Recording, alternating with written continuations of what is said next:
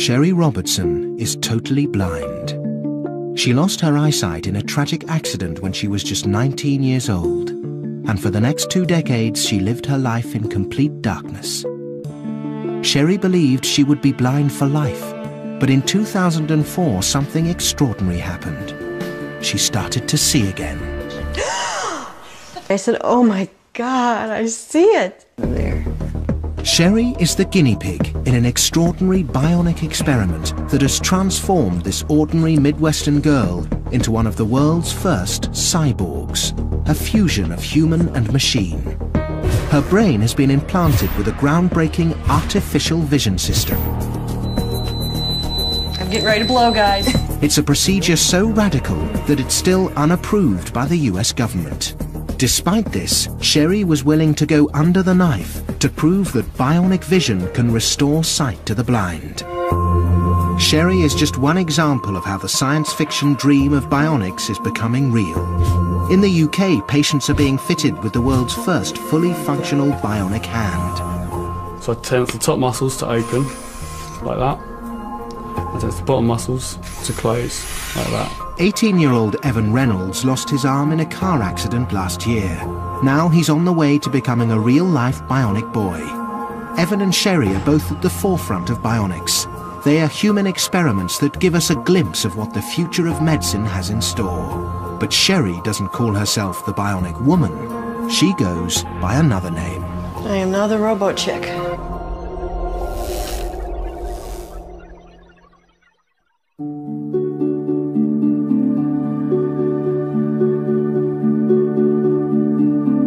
Sherry Robertson lives with her mother Susie in St. Louis, Missouri.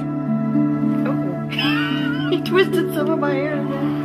Sherry has been blind since 1989, and Susie takes care of her full-time. But she never could have dreamed that this would mean learning to plug an artificial vision system into her daughter's head. Sherry was always a leader. You know, she wasn't a follower, she was a leader.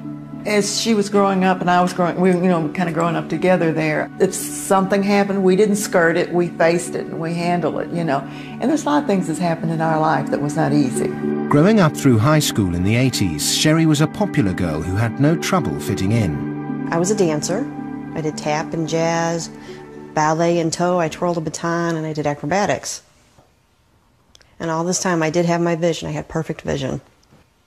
She was very bubbly, very smiley, very pretty, the kind of girl that could pretty much get any boyfriend she wanted. Sherry was one of these people, you pass her in the hallway and you say hi to her, she always spoke to you.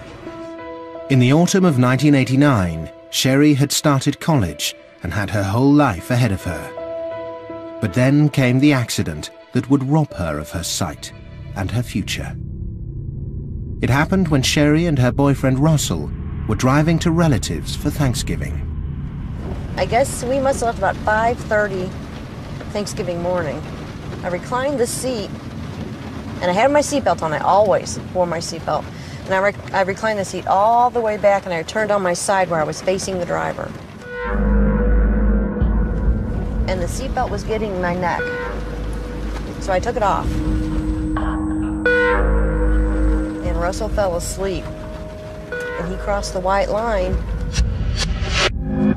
We finally ended up hitting head-on with this Toyota truck. I just came forward from a completely reclined position and smashed my head on the gear shift. I was standing by the phone when it rang and I couldn't answer it. I knew it was the call I didn't want to get. I said, "How bad is it?" And he said, "Well, they say it's as bad as it can be." And I said, "She's not dead, she can't be." Excuse me, I'm going right back. Sherry's injuries were so severe that it was a miracle she made it to the hospital alive. She received a severe damage to the front of her face, upper face, and front part of the brain, and both eyeballs were damaged and had to be removed. My brain, when it was swelling, was coming out between my eyes. And so I know they had to remove a small part of my right frontal lobe.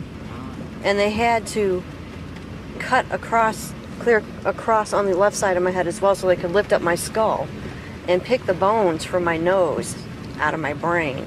Against all odds, the surgeons were able to save Sherry's life, but they were unable to save her sight. The contents of the eye, all the retina and the structures that are responsible for vision were pretty much gone. It was sort of like a camera without film. There really wasn't any hope in my mind, even when I first saw her, that this was anything we could salvage in terms of vision. All I prayed for the whole way was, please let her live. I didn't even think eyes, nose, I just please let her live, because she don't deserve this, When she finally came around, weeks after the accident, not only did Sherry have no memory of what had happened, she now had to face up to the fact that she would never see again. I don't think I realized I had lost my sight, and the doctor came in to talk to my mom. And he said that there's really no hope. And when I heard that, I just thought, oh, I guess I'm going to have to learn how to do things a little differently. But as she learned how to live with being blind, Sherry had no way of knowing just how different her life would turn out to be. She was destined to become a human guinea pig in one of the most amazing medical experiments ever attempted.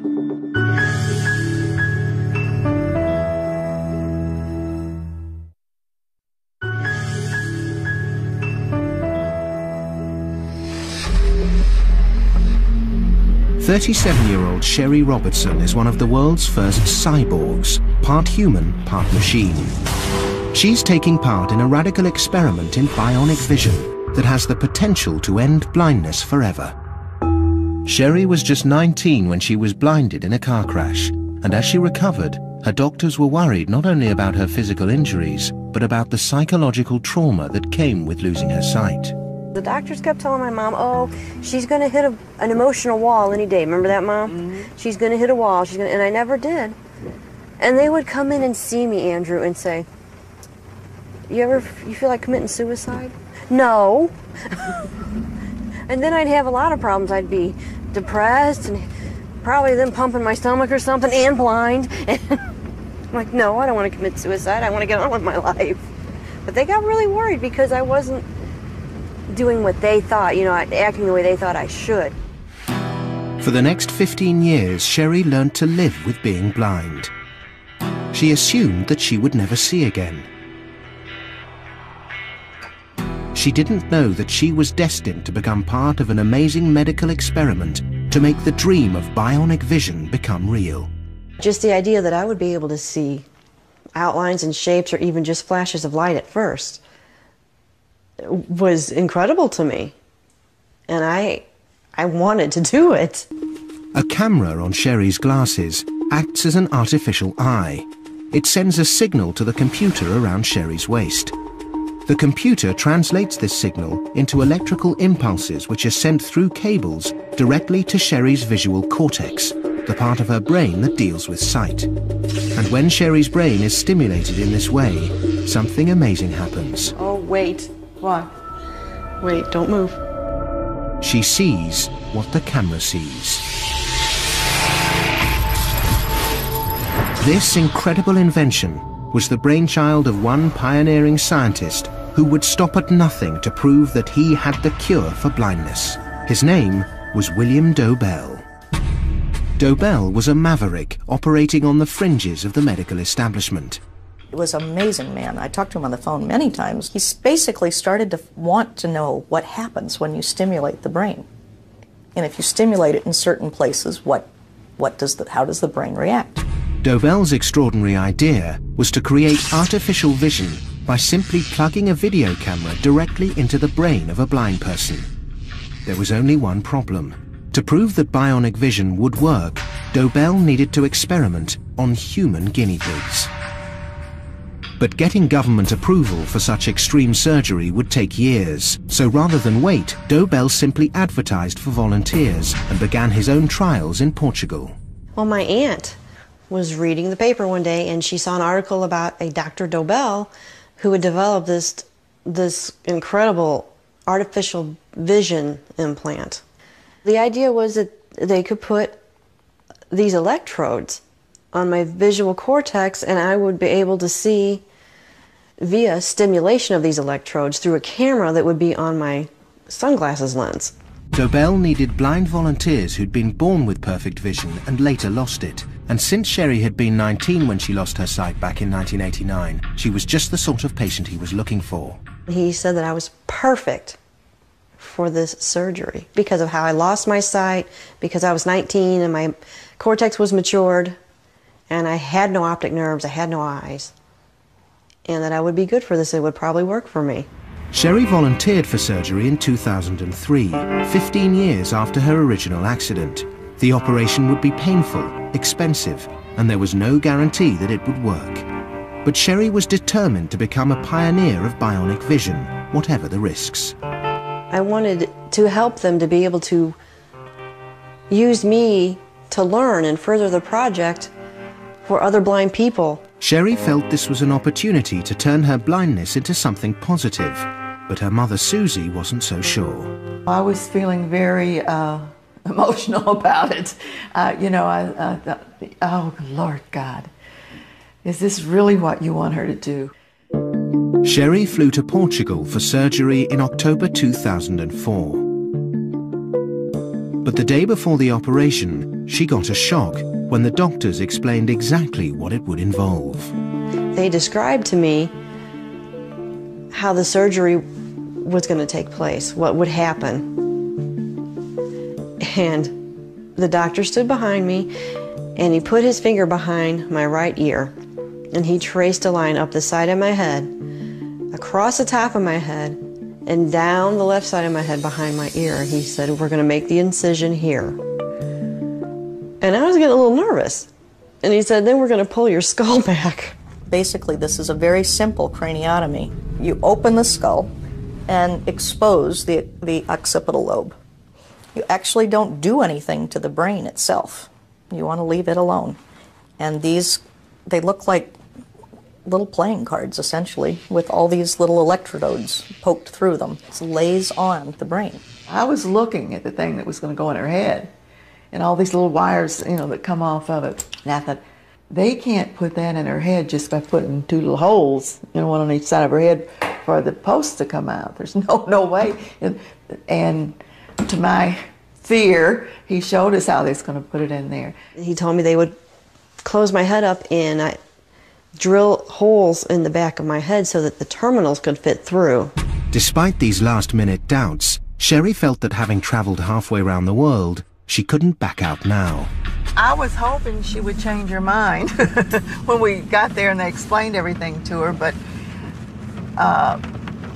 you know, I'm not the one that's blind. She is. All I could do is say, "Well, honey, I'm there with you. Whatever you want to do, Mom will be with you." So, the very next day, the operation went ahead, as planned. It took more than 4 hours. First, the back of Sherry's scalp would be peeled away from her head. Then the surgeons would cut a section out of her skull to expose her brain. Next, 2 plates, each containing hundreds of electrodes, would be inserted between the folds of her brain, right on the visual cortex. 2 large holes would then be drilled through the back of Sherry's skull to allow the terminals to be implanted. Another metal plate would be fitted to the top of her head to ground the electricity running through the system. Finally, Sherry's head would be stitched back together and she would begin the long road to recovery.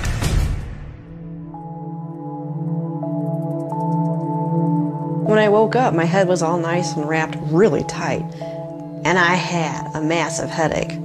So I decided I was going to feel the back of my head and see what it felt like. And even though I had the bandages all around my head, I could feel the terminals sticking out behind my head, and I thought, wow. When the skull is replaced, we leave a burr hole about, well, big enough for the post to come through. So those wires come out of that. The post is attached to it so that she has something to plug herself into, so to speak. But there was a complication. One of Sherry's terminals continued to leak brain fluid, and more operations were needed to fix it. The skull didn't want to heal around that metal plug, and she's had some drainage almost ever since. It just never wants to heal, which It's trying to heal around a foreign body, and our bodies normally reject those things. I could see this dripping of the brain fluid out of that post. Every night, I'd get up in the middle of the night to see what it was doing when it wouldn't quit. And oh, no, it's still, because it would run down and be all over the pillow, you know. Sherry's head took several more months to heal, and all the time she was desperately hoping that the operation would prove a success. I actually thought that they would hook up their cables to my head and flip a switch and boom, I would just see all these lights. In fact, the scientists didn't know if the implant would work at all. They had to test each of the electrodes individually to find out which ones were live. He would push the button and say now, and I would say no, now, no. It just went on and until finally he said now, and I saw a flash of light. And all of a sudden I saw her, and you know, up her hands went. Ah, I can't tell you the feeling, almost the feeling when you first see a baby born. It was kind of like if I was in a dark room and someone came in and shined a big flash of light right in my face. I thought, oh, praise the Lord, it worked. I must say I did. It just took my breath away every time I could see something. After several weeks of tests, Sherry was ready to bring the system home. But it was her mum, Susie, who had to learn how to hook it up. Unfasten it. Now, this is the battery. This runs everything. This is the computer, and this is the stimulator. I have a little screwdriver. And Sherry has caps on. I have to take the caps off. And there is the electrodes. So. Wow, that popped right in. Screw it in. One down. Now, Sherry, you know that you've got a little leakage here.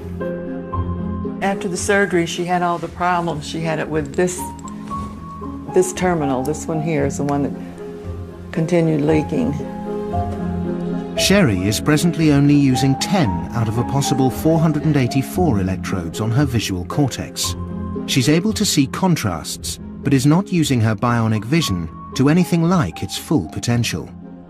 With 10 electrodes, I can just see a couple of flashes of light when anything goes in front of my camera. They're not all hooked up because we didn't want to overload her brain with all of these electrodes at the same time in places that the brain's certainly not used to having them fired. Sometimes, and I don't know really what makes the difference, maybe it's if the object is really dark. Sometimes the lights will flash in brighter.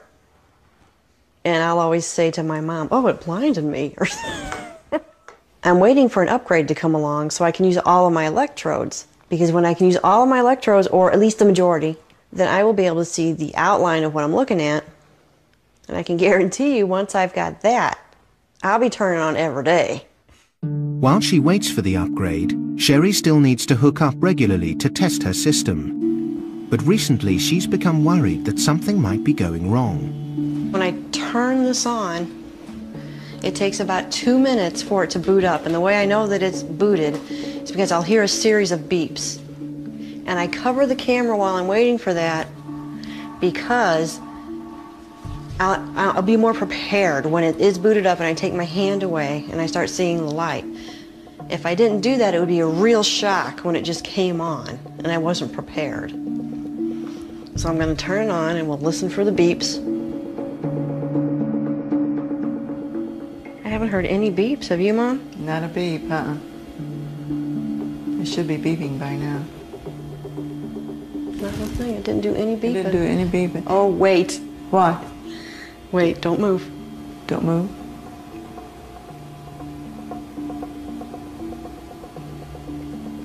I saw some lights. Something was happening, but it's not doing it again.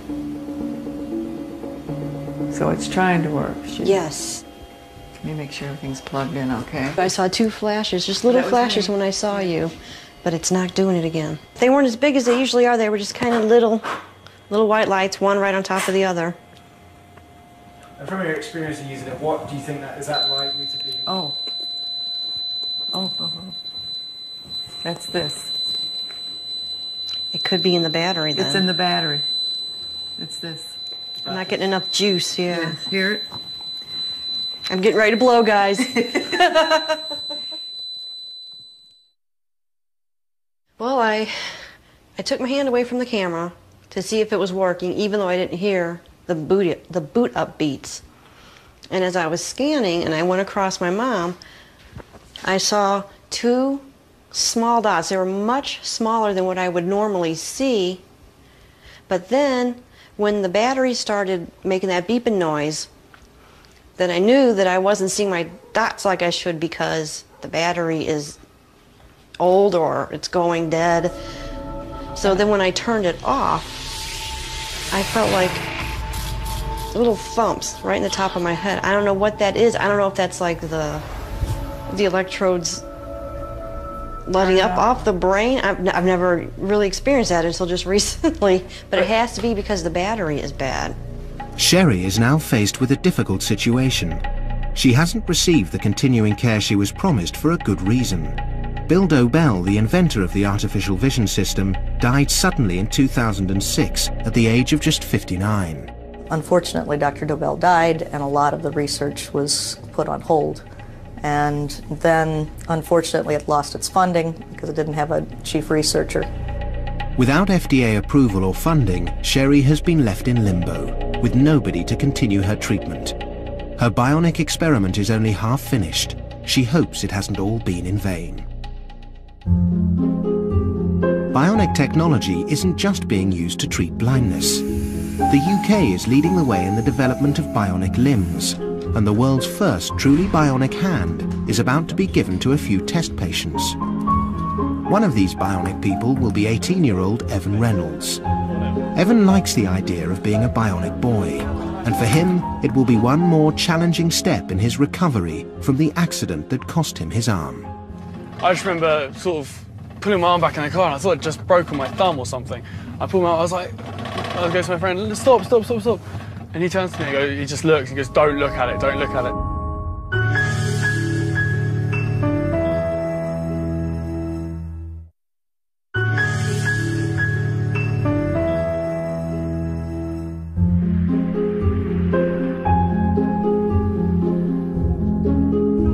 Evan Reynolds lives in Surrey. 18 years old, he's studying for his A-levels and is a keen rugby player. When I get into it, I really get into it. Evan's determination on the pitch is even more amazing when you realise what makes him different from his teammates. He has only one hand. I think in some ways the accident did actually help me be more aggressive. I know I used to be that good at tackling, but now since I've had this, for some reason I'm more aggressive and I can get into my mindset and just start hitting people harder. 18 months ago, this young man with everything to look forward to had an accident that could have completely destroyed his life. So that is the dent? Yeah, I think that's my arm. I think my arm did that. The car drove through here and I waved like that, and as I came along, I pulled this arm back in, turned, I think I clipped my head and my arm got trapped in between the corner of it and the back of the window. And it was degloved, which is where the hand comes off and all the skin sort of split up here, and as it was pulled off it sort of took half the muscles. Gate, there was a kind of a hook on there where the hand had stayed on the hook. I just literally thought I'd broken my thumb, whatever, and I thought I'd cut my arm a bit, and I thought I'd broke my wrist. I was like, oh, I've ruined my hand, whatever. I sort of got out of the car, about here, I walked around a bit just going, oh, I don't know what to do. Rory comes along and grabs my arm and sort of puts a tourniquet around my arm, stop the blood. I had leather between my legs, like on the grass, and my trousers were like soaked like that, just with blood. Yeah. Well, the thing is, you did perfectly. Yeah, exactly. It did exactly what needed to be done. Yeah. At the end of the day. Evan was rushed to hospital, but his arm could not be reattached. He now had to face the prospect of being one-handed for the rest of his life. My initial reaction was, I'd never be able to do anything again.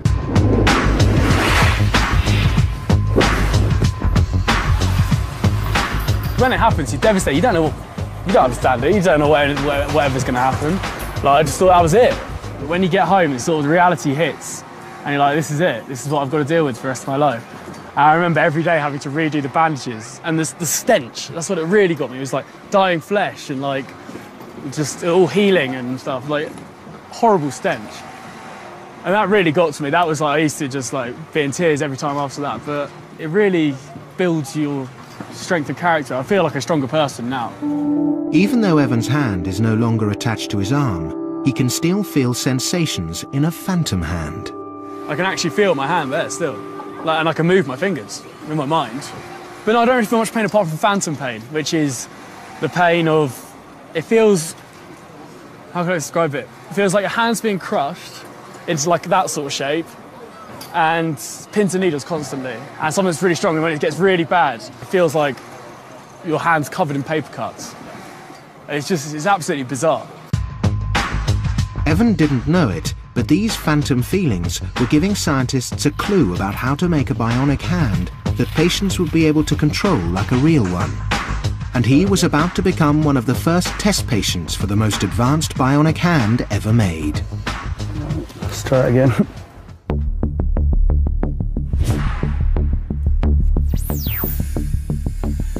The way I see bionics is having the ability to move a part of the body, if you like, as near as possible to how it used to be. A patient, when they have an amputation, usually has a phantom limb. The muscles contract in the forearm as if the hand was there. What we do is use the surface electrodes that pick up those signals from the muscles contracting, and then we use those to control a hand. Every time you use a muscle, there's a tiny, tiny voltage on the surface of the skin.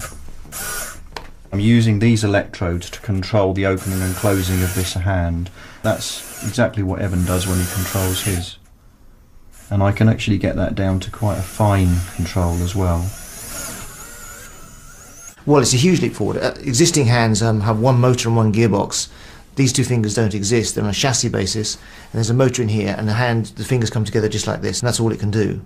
And of course, there's a huge difference between that and having a hand that has 5 digits that move and a thumb that can oppose. Evan can't wait to try the new bionic hand and hopes that it will help him to regain some of the functionality he's lost. And they just called me up the other day and they're like, yeah, it's ready. So, I'm going to be Luke Skywalker tomorrow. I am going to be Luke Skywalker. After the accident, Evan was given a standard old-fashioned prosthetic arm.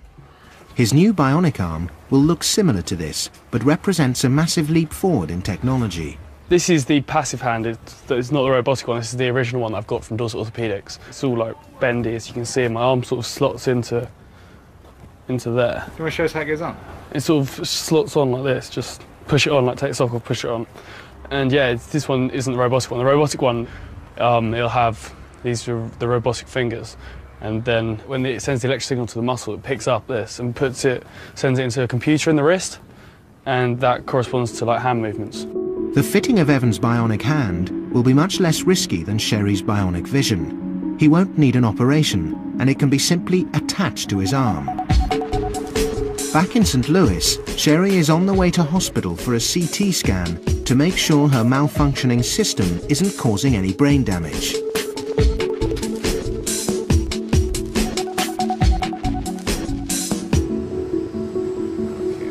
All right, here we go. This is a CT scan. This is the cranium, the skull. And now we're back at the occipital lobe. And if you look carefully, you can see the outline of that plate with the tiny little dots are those electrodes. This round that you see here is the post that's coming out with the wires attached.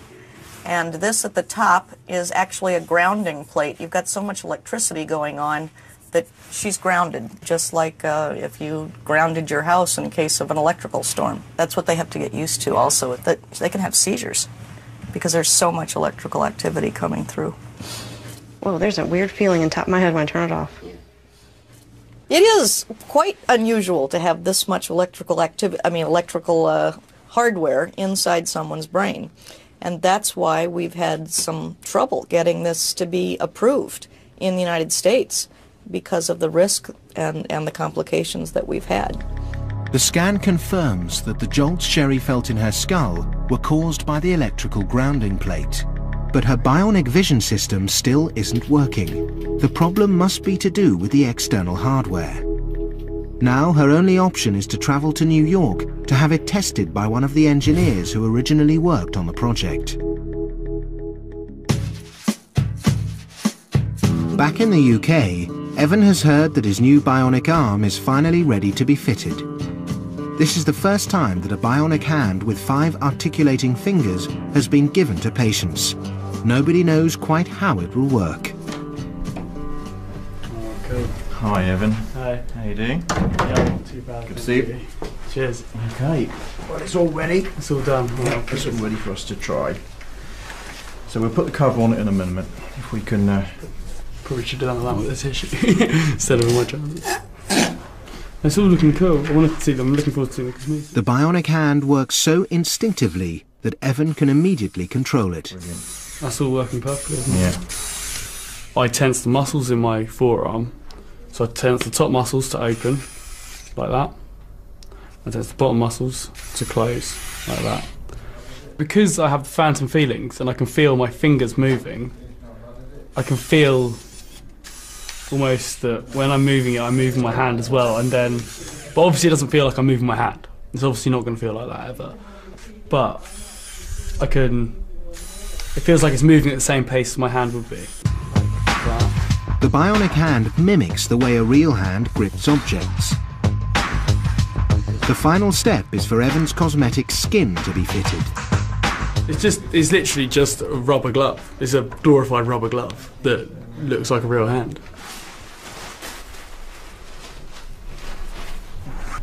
It's really exciting just because it is like the forefront of technology as well, isn't it? It's just, yeah, it's a really exciting thing to have. He's doing brilliantly well. He's just got the ability to use the arm from day one. As soon as I started fitting him, he's a good client.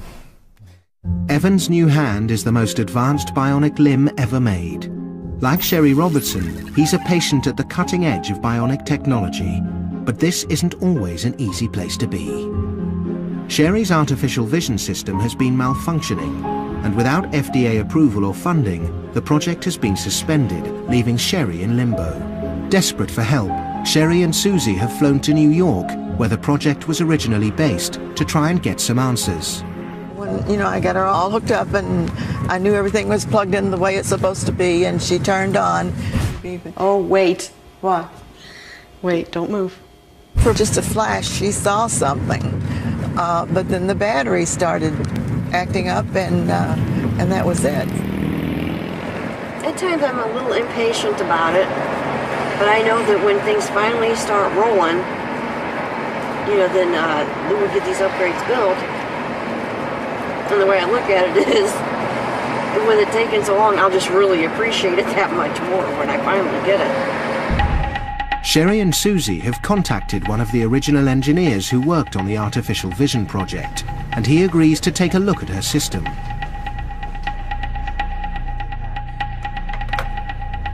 But since the project is waiting for funding, there's not even a dedicated lab where Sherry's equipment can be tested. And I keep those things covering it to try to protect it. Yeah. Susie is worried that she may have done something to break it. Well, just wanted to make sure I was doing everything right, so if it was me doing something, I'd quit.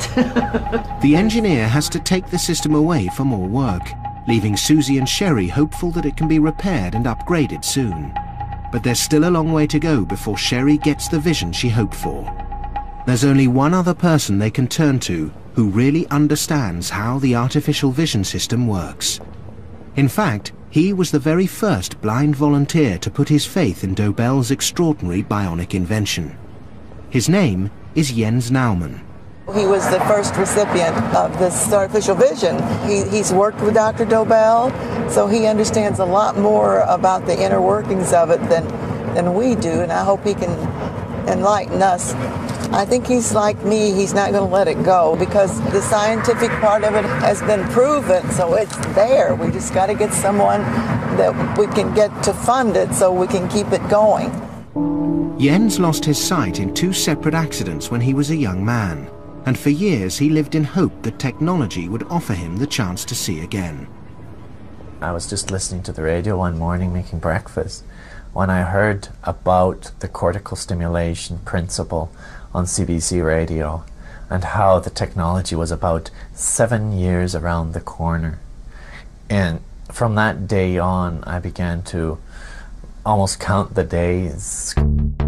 When Jens found out about Dobell's experiments, he was the first to volunteer. Desperate to see again, he didn't realize just how untested the technology really was, until it was too late to go back. He also began to have doubts about how much Dobell himself really understood about the system he'd invented. Bill Dobell figured I should be able to recognize faces. And that's when I started to have second thoughts about Bill Dobell's real qualifications in this field. And when Jens came to be activated, something really frightening happened. On the onset of the experimentation, I had a seizure. And I thought I actually had serious brain damage after, because I could not remember who I was, where I was. And when I did recover, I had this awful feeling that I might have got myself into something that was not yet licensed for a reason. And I did have serious trepidations about continuing the experiment.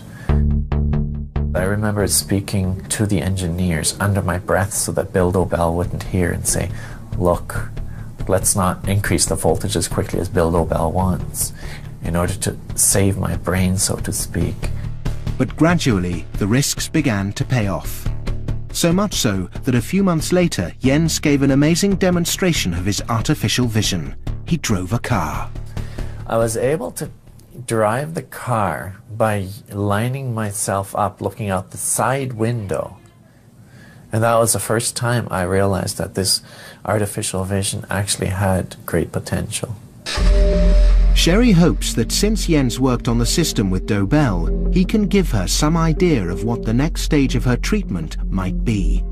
What she doesn't know is that his system has now completely broken down, and he's now thinking of having it removed. How are things going with your system? My system, it's kind of in retirement right now. What about yours? Oh, mine's not working at the moment either.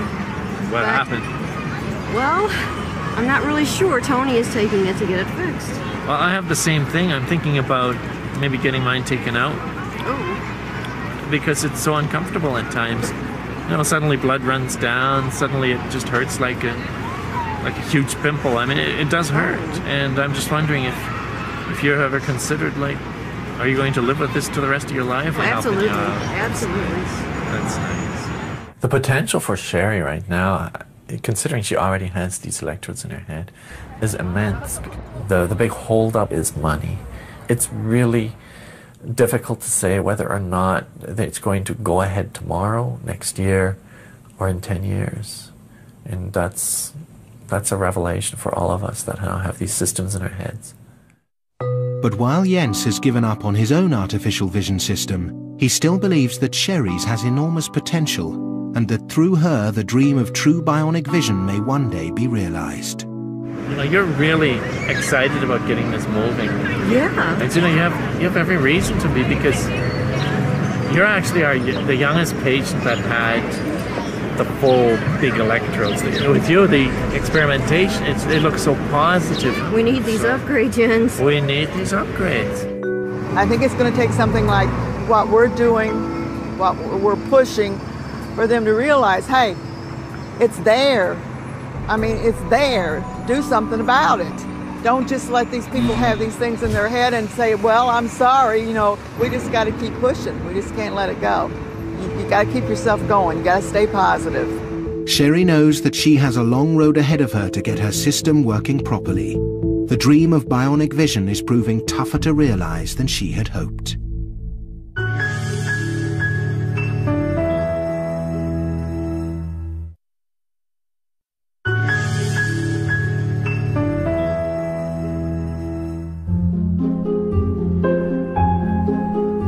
"18-year-old Evan Reynolds has been fitted with the world's most advanced bionic hand.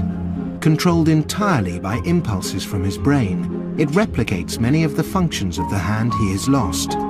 Now he must adapt to his new life as a cyborg, a bionic man." Yeah, well, also I've got it at home now, and it's an amazing piece of technology. And yeah, I'm looking forward to using it for what it's made for. And obviously it's going to help me with stuff like carrying 2 beers to the bar. You can pick up pick up, just being able to do stuff that previously I wasn't able to do. After just a few days at home, Evan uses his bionic arm as a natural extension of his body.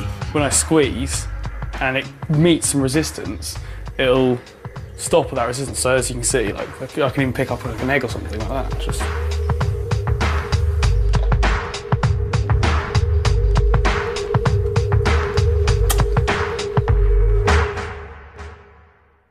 Evan's mum Sharon is amazed by the bionic arm. Just try and grab me.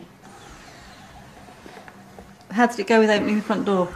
Yeah, it was right. I couldn't use the key because I can't quite get the sort of grip.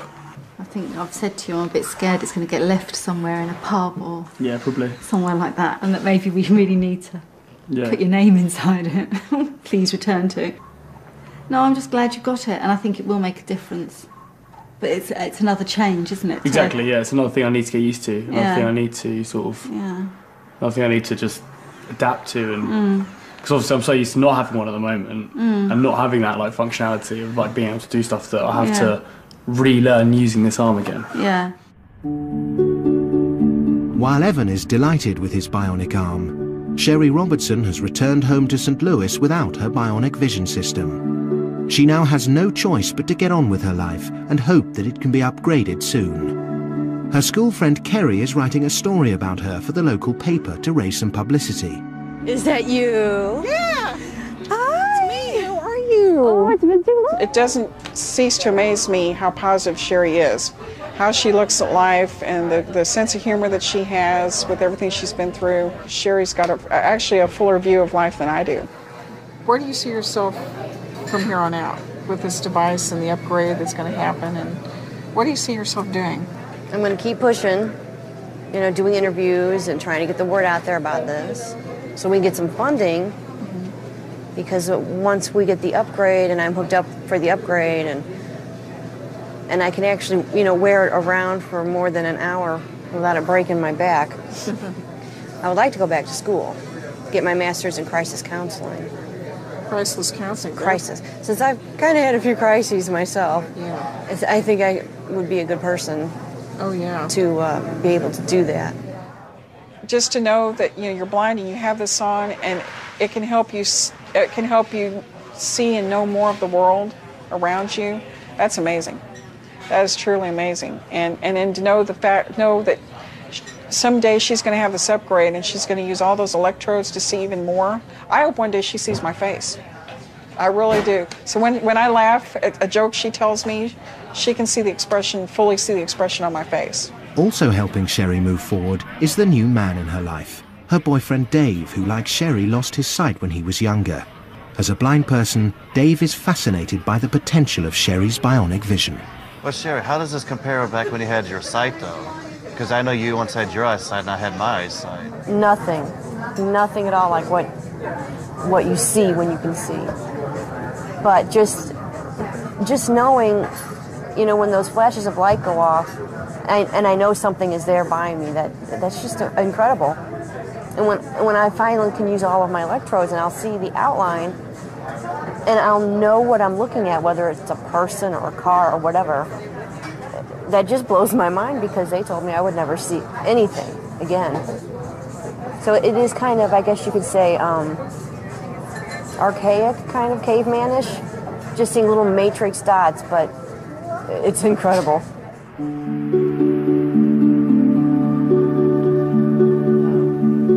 It's been heartbreaking, it's been exciting, it's been a learning. Every day we learn something new. We meet wonderful people that want to help, but we've made it, you know, and we get this upgrade for her. She wants to go back to school to be a crisis counselor, and I'm going to be an old lady one day, and she can take care of me. So if the Lord lets me live that long.